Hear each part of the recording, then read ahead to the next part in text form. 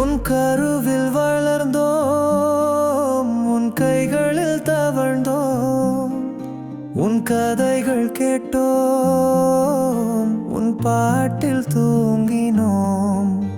உன் உழைப்பால் வளர்ந்தோம், உன் அறிவுரைகள் எங்கள் வாழ்க்கைக்கு வழிகாட்டியாகும்.